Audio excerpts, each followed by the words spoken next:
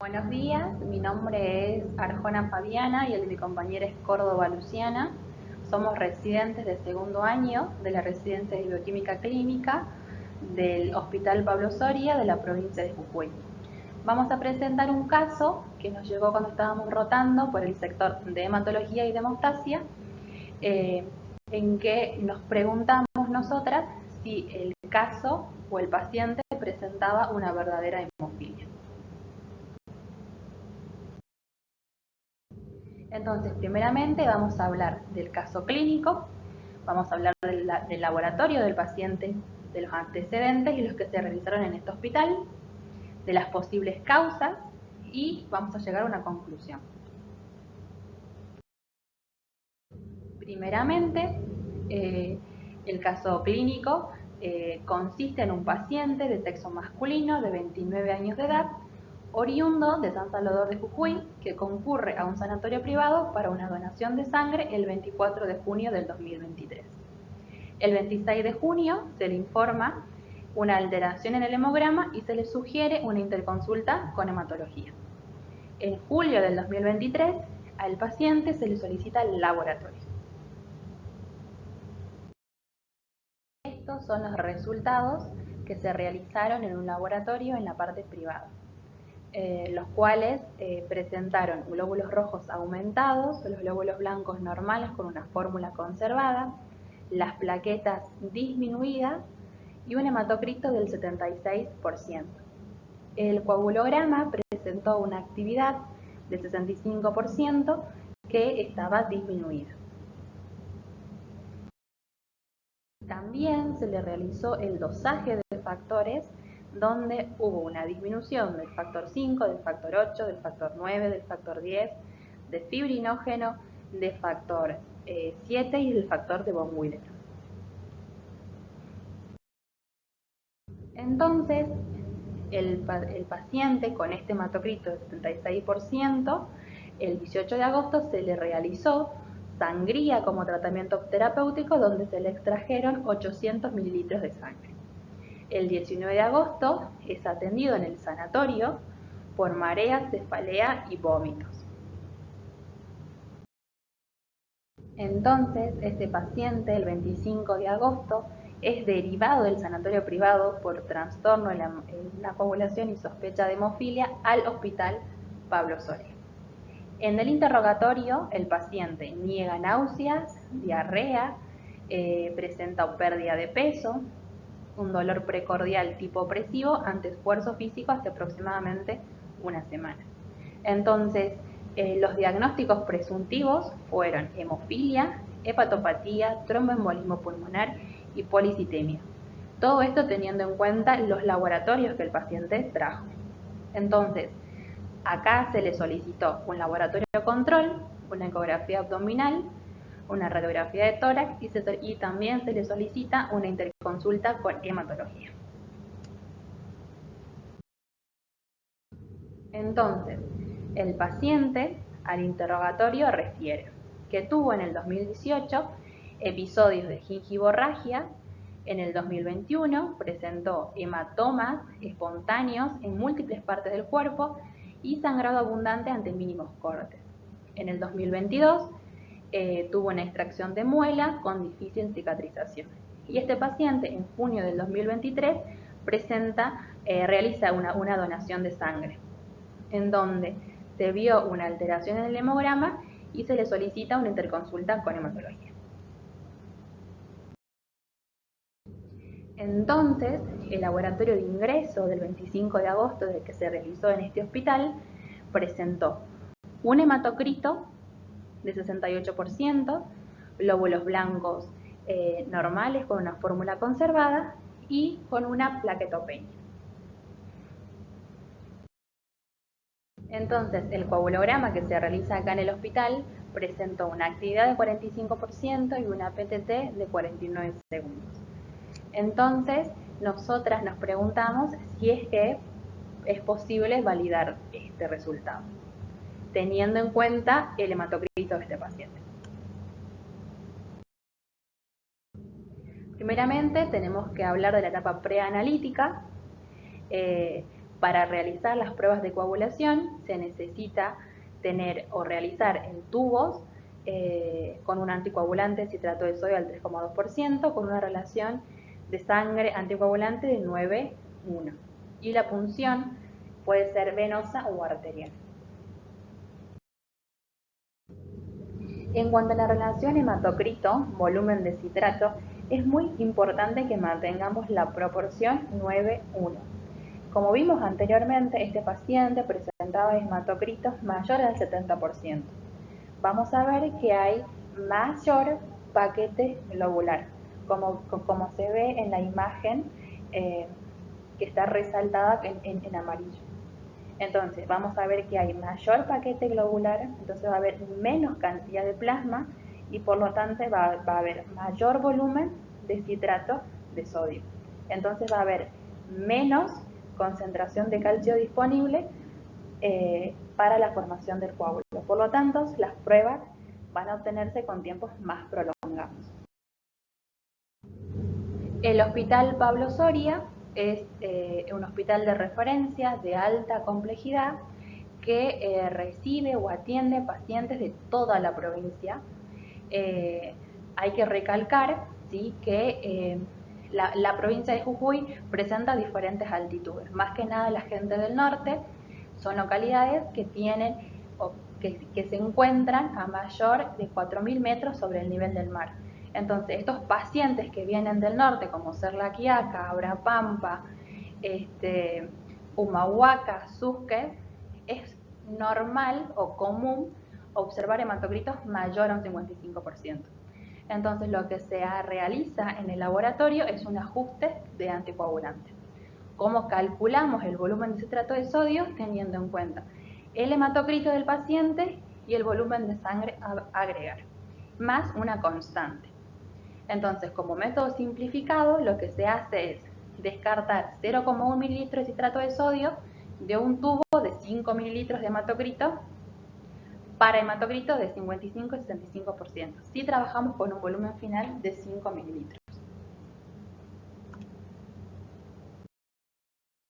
En el laboratorio se utilizan dos tipos de tubos, tanto tubos comerciales como tubos comunes. El tubo comercial es con un volumen final de 2,7 mililitros, realizando esa corrección de anticoagulante. El volumen del anticoagulante que se necesita es de 144 microlitros, que lo redondeamos a 150. Y los tubos comunes, que utilizamos un volumen final de 2 mililitros, el volumen de anticoagulante aproximadamente va a ser de 100 microlitros.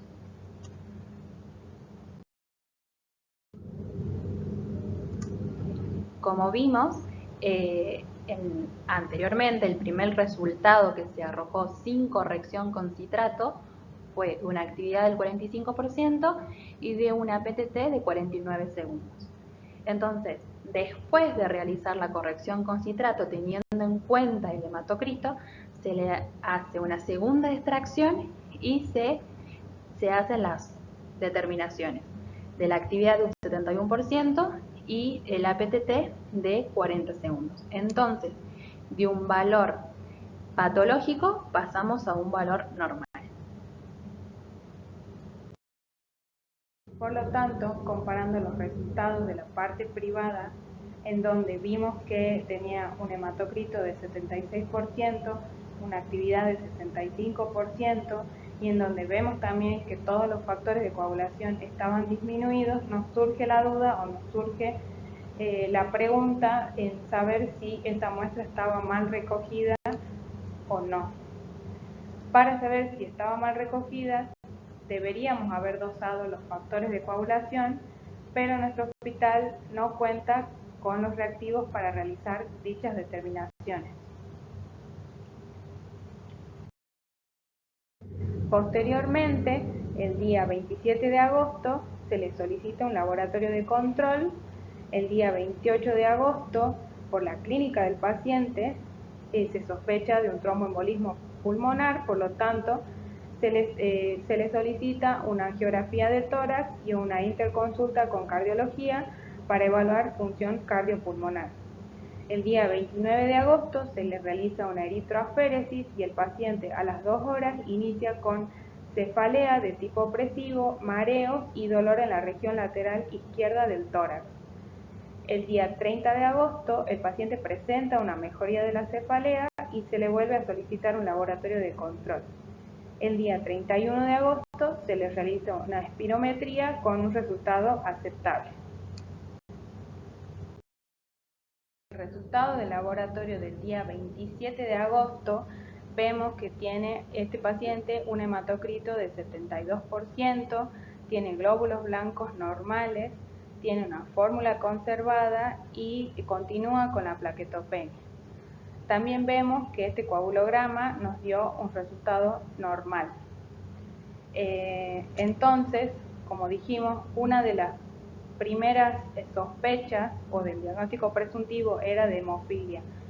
Por la clínica que presentaba el paciente, como nombró mi compañera, este paciente tenía gingivorragias, hematomas y también por los resultados del laboratorio que trajo de la parte privada, en donde vimos que tenía todos los factores de la coagulación disminuidos. Como vemos, este coagulograma está normal y si hubiese un déficit de factor 8 y factor 9, veríamos alterado o prolongado el APTT. Como vemos, tiene 39 segundos, por lo tanto está normal. Entonces nosotras descartaríamos una hemofilia, pero como sabemos también para hacer un diagnóstico de hemofilia deberíamos dosar el factor 8 y el factor 9, pero en este laboratorio no realizamos esas determinaciones. También haciendo alusión a la clínica del paciente, concluimos que la plaquetopenia se debe a un desplazamiento de la serie megacariocítica por exacerbación de la serie eritrocítica.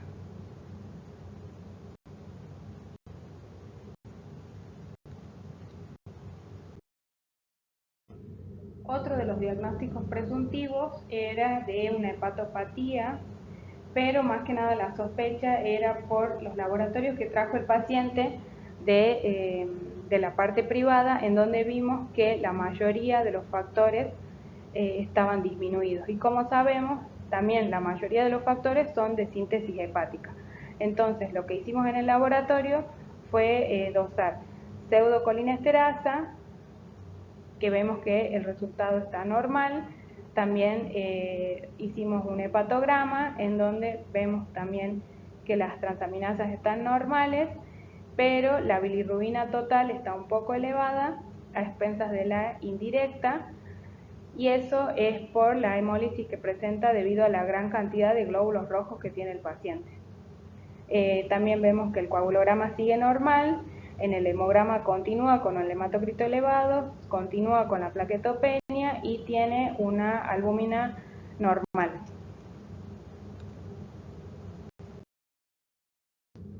Después los resultados de la ecografía abdominal dieron normales, por lo tanto se descarta una hepatopatía. Y nosotros llegamos a la conclusión de que el error fue en la toma de muestra y no una falla en la síntesis hepática. Otro de los diagnósticos presuntivos era el tromboembolismo pulmonar. Entonces lo que hicimos en el laboratorio fue hacer el dosaje del dímero D, en donde vemos que nos da un resultado menor al punto de corte. También, bueno, nosotros sabemos que la metodología que se utiliza en el laboratorio tiene alto valor predictivo negativo, por lo tanto, nosotras descartamos el tromboembolismo pulmonar. El coagulograma está normal y en el hemograma continúa con el hematocrito elevado y la plaquetopenia.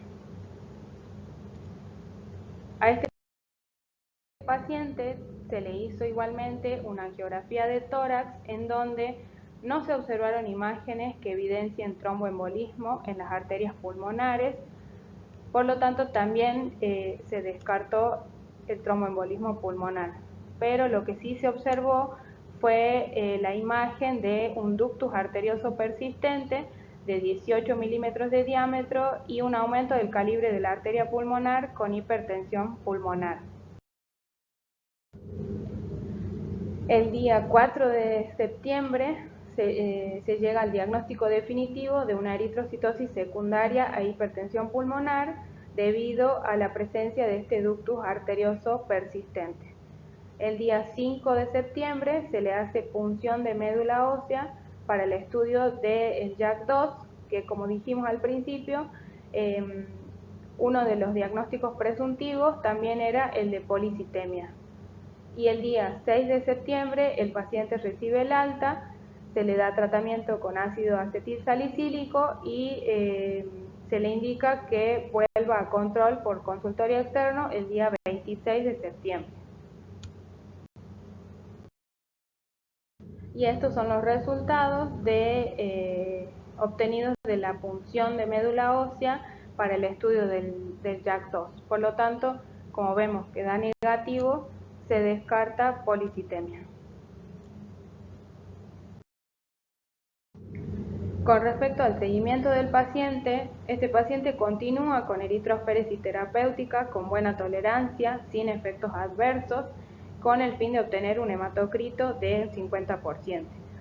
A este paciente se le indicó que las veces que venga a hacerse los controles, avise al personal de laboratorio que para hacer la extracción necesita un tubo especial.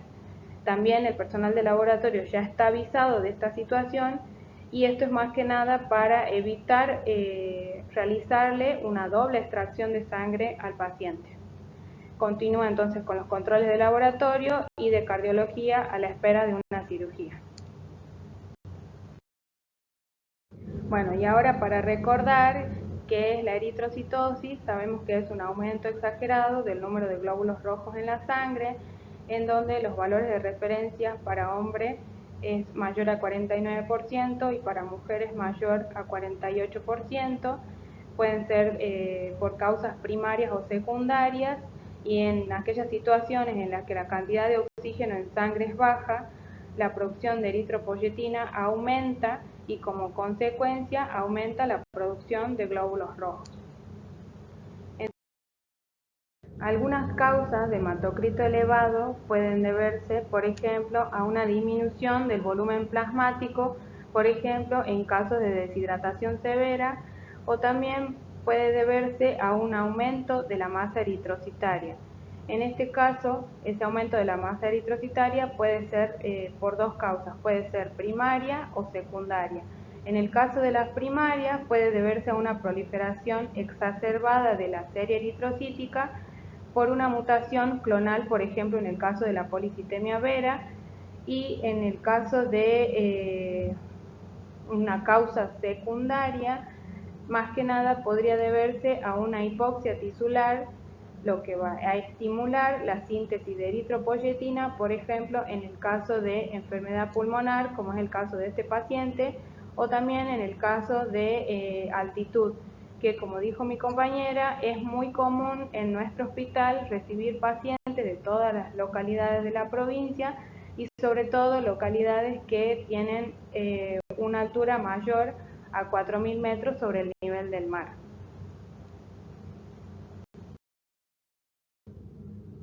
Algunas generalidades de la hipertensión pulmonar es que comprende una gran variedad de entidades clínicas en las que no se puede establecer como una enfermedad, sino una condición hemodinámica de múltiples etiologías, y esto va a conllevar a cambios patológicos en la vasculatura pulmonar con aumento de las resistencias vasculares pulmonares y de la presión arterial pulmonar.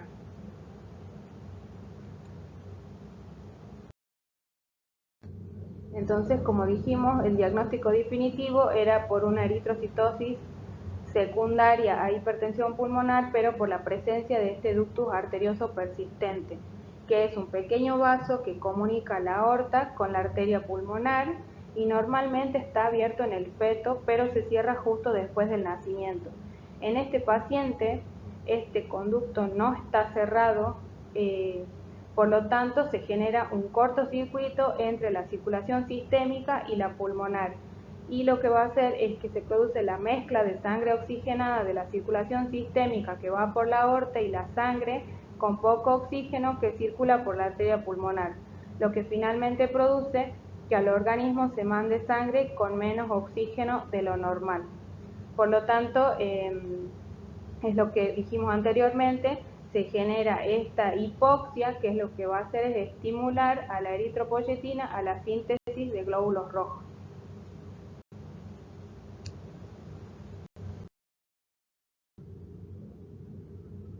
Y como conclusiones, tener en cuenta la interpretación correcta de los resultados, teniendo en cuenta la etapa preanalítica, que como sabemos es una etapa muy importante, sobre todo al momento de hacer la toma de muestra, tener en cuenta para hematocritos elevados hacer la corrección del anticoagulante, también la importancia de la cuantificación e interpretación del dímero D, que como dije tiene alto valor predictivo negativo, entonces desde el laboratorio descartamos el TEP y de esa manera podríamos haber evitado que al paciente se le haga un procedimiento más invasivo como ser la angiografía de tórax. Y también descartar, lo primero que se debe hacer es descartar causas secundarias de eritrocitosis, como ser la de la hipertensión pulmonar y la de la altitud. A este paciente se le realizó digamos, todos los procedimientos, entre ellos la punción de médula ósea. Entonces, al descartar estas causas secundarias, se podría haber evitado la punción del paciente.